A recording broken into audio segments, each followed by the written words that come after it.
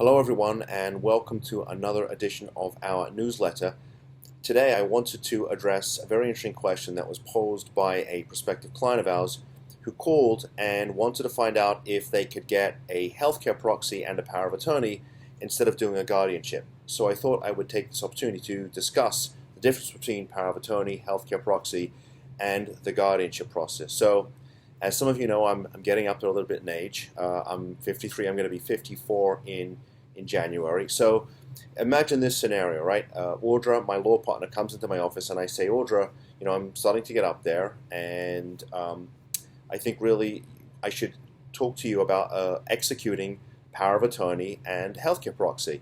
The power of attorney would be a document that would allow her, in the event that I can no longer make rational decisions, in other words, when I lack capacity, would allow her to start making financial decisions for me. Maybe she can take control of my money, right? Maybe she can take care of any property that I own.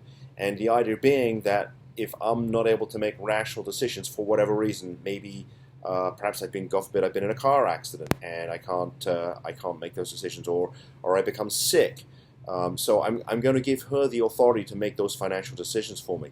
I might also execute a healthcare proxy and say, Audra, in the event I can't make decisions for myself, medical decisions for myself, I want you to be able to make those decisions for me. Again, going back to the scenario where, God forbid, I'm in a car accident and I need somebody to make medical decisions for me. Maybe it's even, whether or not I should be resuscitated, things of that nature.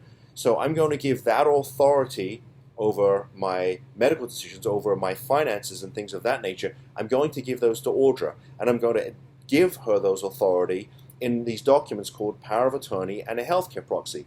And the presumption is that when I give her that authority, that I have capacity. In other words, I'm still able to make rational decisions for myself, and that's why I've given her that authority. Now, vice versa, taking a look at the guardianship, in those instances, we're typically going into court and we're saying, Judge, my loved one, right, no longer has capacity. So perhaps I have been, God forbid, again in a car accident, or I'm suffering from some type of mental health issue, and I'm not making very smart decisions. Maybe I can't even make those decisions. Audra now goes into court and she petitions the court for the authority to make those decisions for me. Again, she might ask for authority over my finances, my property, my money. She might ask for authority to make medical decisions for me.